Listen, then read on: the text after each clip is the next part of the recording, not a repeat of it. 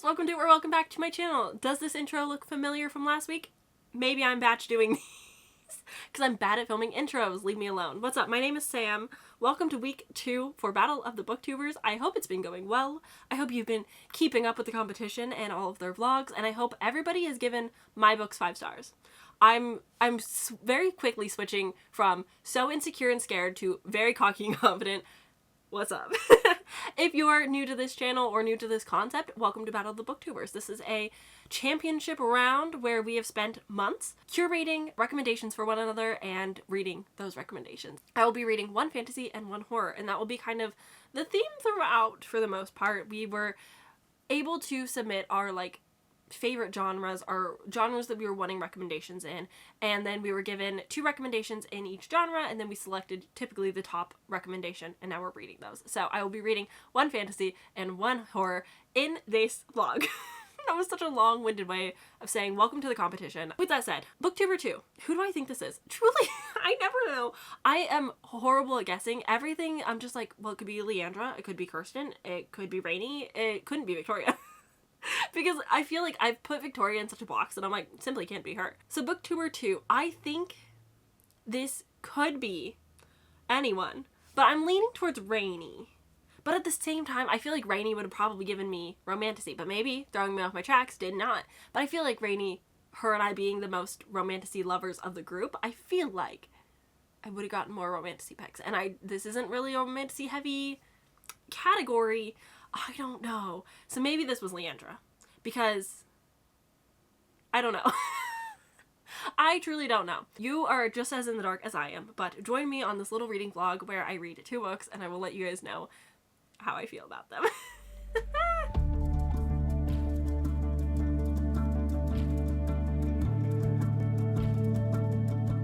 Okay, hi. I have made a little bit of progress. Only 50 or so pages, although I have to show you. Wait.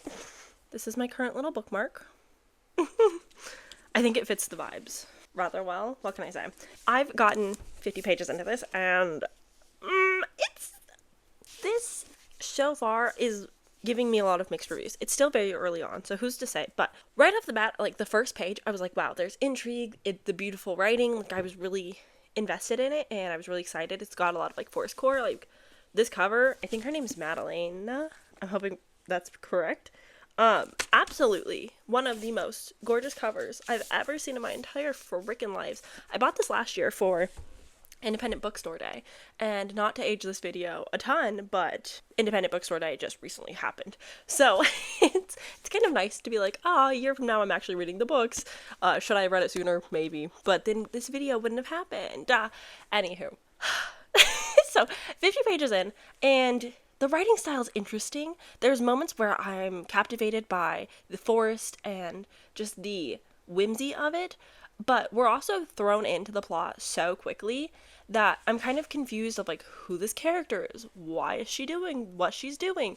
I understand the overall point of our main character, Liska, does not want her magic because her parents are like, this is dangerous, something happened with a previous best friend of hers, and so she's like, I have to do something about it. So she goes into the forest and tries to find this special flower that can grant one person a wish if they're able to find it. And upon finding this flower that can grant her a wish, she runs into the demon of the woods, the protector of the woods also, protects the people, but he is a stag. He's a white stag. And so she meets him, she follows him, she gets the flower, and he's like, fine, I will grant your wish of you not having magic anymore, but you have to come live with me for 1 year. Very Fae bargain type dealio.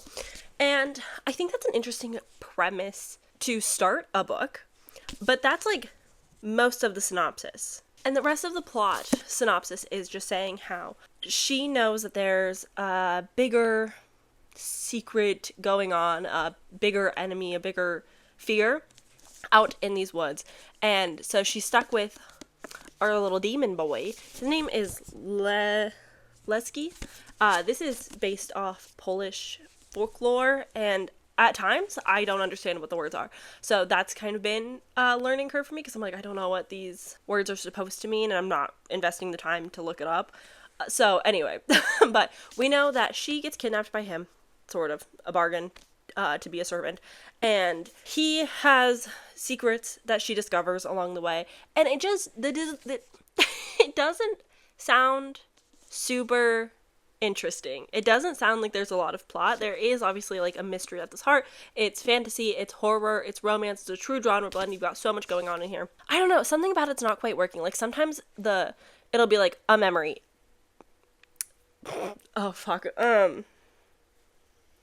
Not parentheses. I don't know punctuations anymore. That's so embarrassing for me. But it's basically like a memory and then gives you a paragraph, but doesn't tell you, like, prompt you when you're back in the present. So it's just like interesting writing styles. This is a debut. I am very excited for their next release. It's only 50 pages, so I don't want to like harp on it too much, but I'm not loving the experience of reading this right now, which is a bummer because I really thought this was like a super high like prediction rating, and it's hard because, like, I'm such in a romantasy mood that I think I'm being a little bit extra critical about this because I'm like, sorry, if they're not going to be smooching in the next 3 pages, I just need something a little bit quicker, maybe. I don't know, guys, I don't know.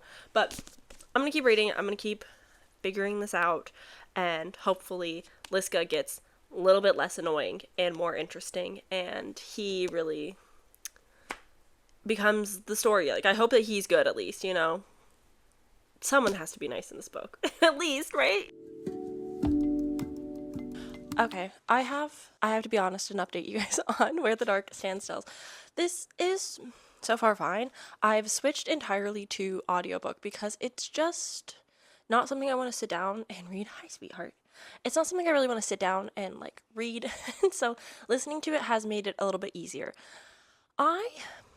It's strange. This is a super genre blend. Like, you've got fantasy, you've got horror, but it's got strong cozy vibes. Like, I don't know what the point of the book is. Like, we're making progress, and I don't know why things are happening. Like, I don't get the motive. I don't get the point. I know that they are living together because they made a deal for a year, and that's all that's happened is like they're just getting to know each other. Their interactions feel a little bit forced, which I think makes this stand out as a debut. And that's not inherently like a bad thing, but it does take me out of the story. Like, he's got a pet name for her. He calls her Fox, and it's fine, but it just like feels forced, you know? And again, not a lot is happening. I don't see like the point. I don't know what we're trying to achieve. It doesn't feel like she's interested in escaping or having like her freedom, but there's also not like a strong mystery happening. I know that, like, there must be something we're inching closer to, but I don't know what it is. I'm not sure what that thing we're looking for is or going to be, and so it's just kind of meandering a little bit. And I wanted to like this so much. I think switching to the audiobook has made the writing a little bit stronger. I do think that it has, like, the debut feel, and I think that her next book will feel even stronger. Like, I think the writing will improve. There's just, like, certain things that I'm like, we could do this a little bit different, but like if it's a stylistic choice because it's like supposed to be kind of like a dark fairy tale, then I guess it's fine and I can kind of understand. But yeah, I don't know. I'm a little bored. I will say that we have met my favorite character and the only character that I truly care about. She like summoned this cat thing, and I don't really understand like the mythology of the world, but I like this cat. I like the cat very much. She's sassy and funny, and she's got a great personality and like wants to help, and so I think she's gonna drive the plot a little bit, but we're also not seeing a lot of her. And you know, I love a 700-year-old immortal being as much as the next, but as charming as he is, he's not enough for like this whole book to like be stood upon. You know, like he can't make this whole book good.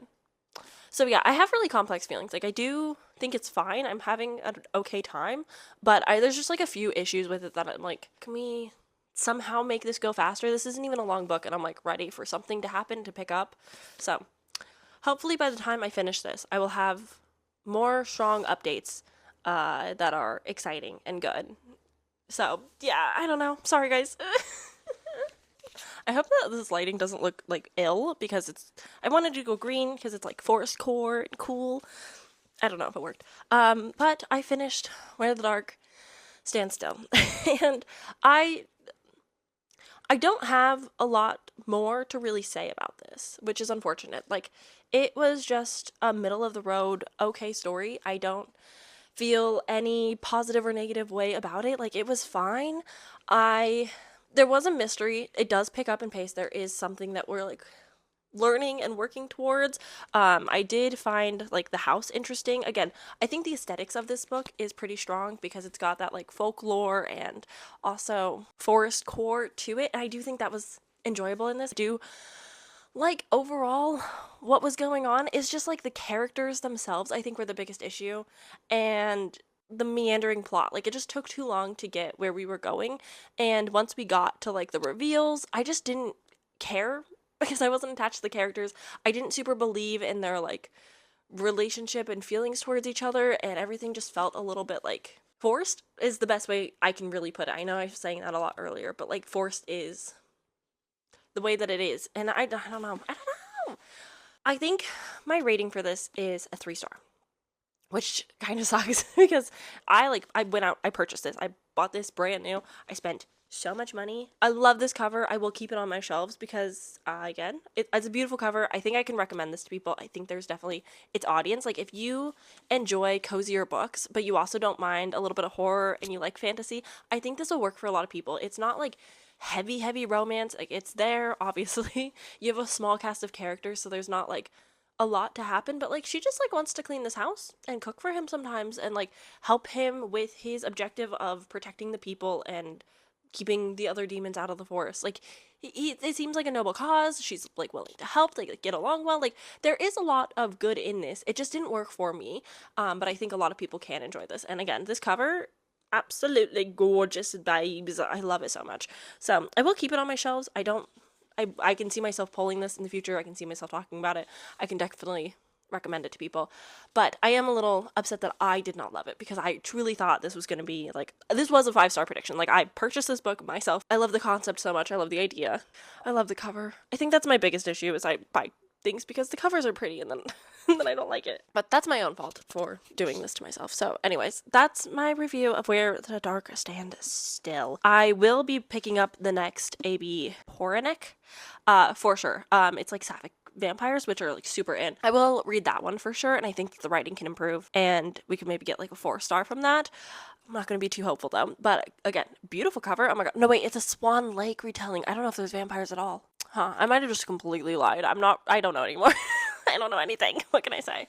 Anywho, and that's that. I hate when I don't like books that people recommend to me. It's fine. This is part of the challenge. I promise you I really wanted to like these. I'm sorry. Whoever recommended me these, thank you. I read something off my TBR, which is great. I learned a lot about myself, you know? That's the real joy of these videos, is I get to learn about my reading rather than just what people recommend me. I get to see like what I get to hone in my taste. Anyways, I'm just like talking gibberish because I feel bad. I'm gonna go.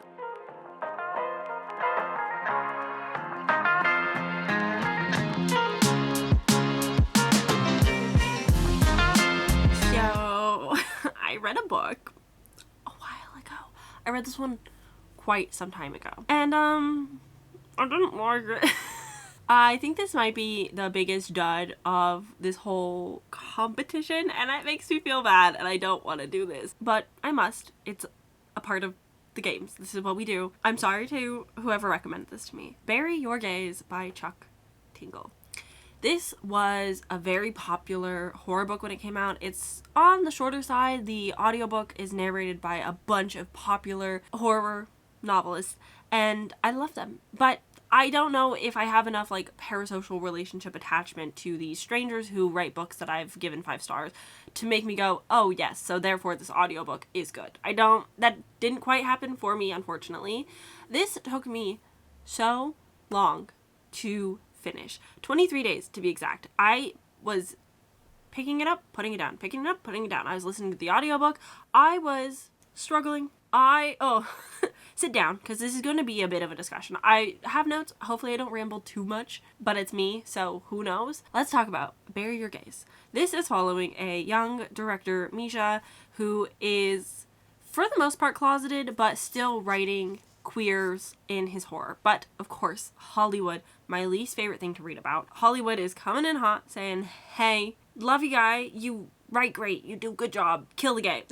And that kind of sets off the whole book of Misha being told by the executive producers, like, hey, you've got to kill off your gay characters, hence bury your gays.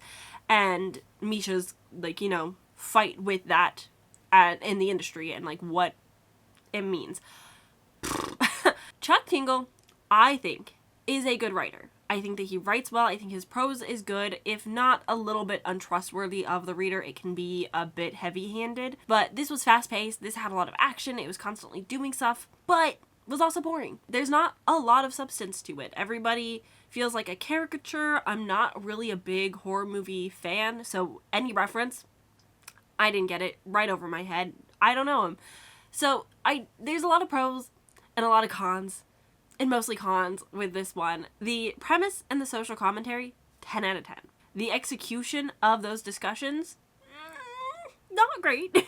I was not engaged with these characters. I did not care who lived or who died. This book isn't what I thought it was going to be. Granted, I didn't really have expectations going in. I didn't know what it was going to be, but what it became isn't what I expected. The messaging was overall heavy-handed, but it's not necessarily a bad thing. I think with literacy rates struggling as much as they are and people needing to be told a little bit more simply how things are going, I understand authors having an issue trusting the reader right now and thinking that people will understand the messaging or themes in a book, because I get it. Comprehension rates aren't fantastic. Literacy rates aren't great. I understand, but it still does kind of bother me because it's like, I get it. I don't need to be told something over and over again. I don't need the repetition in each chapter or like the obvious metaphors and whatnot. Like I could be a little bit more subtle. Just a little more subtle. I think this has a lot of great discussions about capitalism wanting to uplift whatever is going to be popular at the time. So remember, a couple years ago, everybody had Pride Month marketing. Like it was the hot big thing. And then having Pride merch became too controversial, and that was no longer something that they were wanting. They wanted to hide it. They didn't really want to uplift Pride anymore, and so it was no longer financially sound for people to do, and therefore people stopped celebrating Pride as loudly.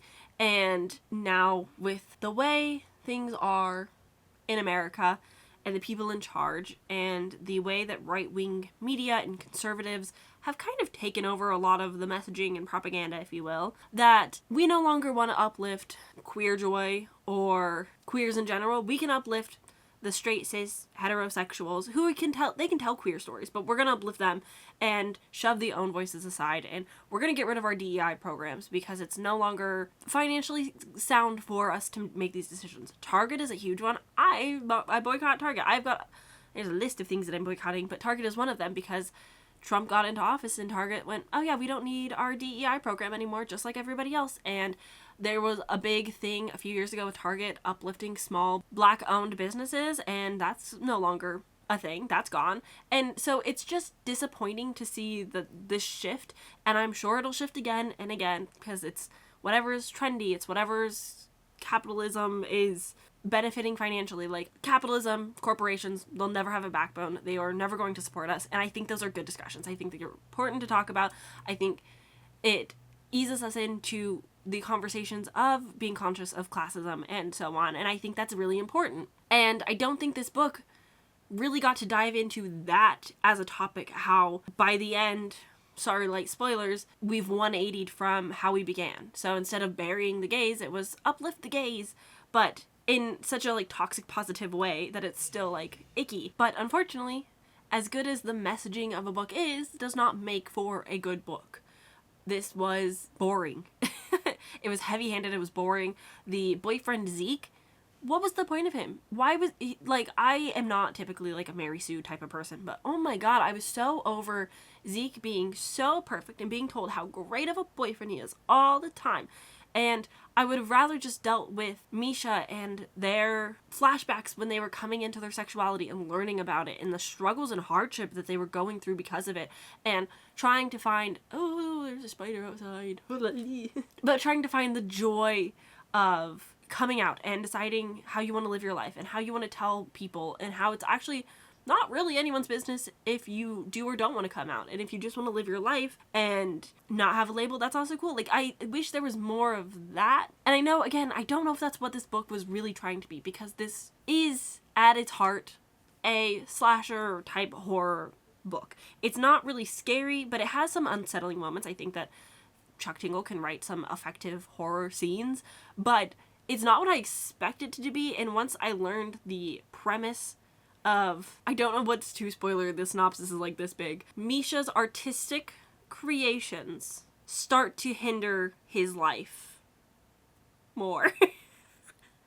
And once we started going in that direction and I saw that shift, I was like, oh, this could be really interesting, and I was really into it. But it just fell flat. Like, I think once I found out what this book at its core, like, was going to be horror-wise, I was so excited. I was like, oh, this is brilliant. This is such a cool concept. It's very similar to other books that I have read. One, that Madeline Rowe, it's got such a dumb title, but it's got such a cool cover. But I don't remember what it's called. But this one, I will find a picture. I think I read it last year. Not a great book either. Amazing premise. It's just, this concept surrounding media, I think, is so cool, and it has never been executed in a way that has made me satisfied. So, to round out my whole thoughts, I think that the pacing was fast, yet still somewhat poor because I was bored. I did not connect to these characters because besides Misha, they all felt like caricatures. I think Tara could have had really cool relationships. I think discussions in this book were important and good. I got a lot out of this, but I hated my time with it. I was so uninterested. I wanted to walk away. I don't DNF books, but this is one that I probably could have DNF'd, and I don't think I would have lost any knowledge. I think that this is a 2.5 star? 2.5. We'll say 2.5. I think I don't know if I'll round up or round down on Goodreads, to be honest. Luckily, I have time to figure that out on my own. I don't know if it's going to be rounded up or rounded down, but I think 2.5. Solid finale for this book. I do want to say that if you are interested in horror and you like horror movies and you want more queer stories, highly, highly, highly recommend the queer horror anthology It Came From the Closet. That was one of my favorite books of last year. It was such well done writing. Everything about it is incredible, and I highly recommend that instead. I think it does way better at having these conversations and relating queerness to horror and those discussions. Phenomenal. So that's where I'm going to leave you with this one. I'm so sorry. Look, I did fun rainbow makeup because gay. Happy Pride, everybody. I think this is not coming out during Pride. Don't even worry about it. It's July when you're seeing this, because I know the time and dates. Anyway, that's it. I'm sorry this one ended on a bummer. Where the Dark Stands Still, also kind of a bummer. So we had a 3-star and a 2.5, unfortunately. I think Where the Dark Stands Still could have been higher rated if it wasn't a debut or was a bit longer. So I think that this author was the right choice and the right promise, but difficult. Chuck Tingle, I really want to love his stuff. I enjoyed Camp Damascus, where it was going into religion. I think maybe because that one was shorter, it was just a little bit punchier and felt like it was saying everything it needed to say and trusted the reader a bit more. What do I know? Yeah, Bury Your Gaze just unfortunately was not it for me, did not work for me, and that's okay. Not everything is going to, but I'm happy to have read it. At least I feel like I was able to have better discussions because of it, which is nice, and talk about things that I don't normally talk about on this channel. I don't normally dive into politics a whole lot and talk about how shitty things are, but yeah, things are shitty. But anyways, I'm trying to not end this on a sour note, and then I keep getting sour, so I'm sorry. It's my fault. If you made it to the end of this video, put some, Hollywood has like palm trees, so put a palm tree. Is that an emoji that we have? Okay, there it is. Okay. So if you made it to the end of this video, put a palm tree emoji in the comments, or let me know what you thought of these books if you have read them, or who you think might have recommended this to me. I am sticking with Rainy, I think. Do I trust that? Not at all, but that's what I think I'm going to stick with. So thank you guys so much for watching and hanging out with me. Danny will see you guys on Tuesday. I will see you guys again back on Sunday and Thursday, but that's a different unrelated video. And I'll see you guys, and everybody's comments for the videos. Please watch, everybody. Check out, keep in touch with the competition. It's really cool. We put a lot of hard work into it. It was really fun. And it'd mean a world to not only me, but to all of us if you would watch. So Danny's video will be live Tuesday. Go check it out. Thank you guys again so much for watching. I've got to go now. Goodbye.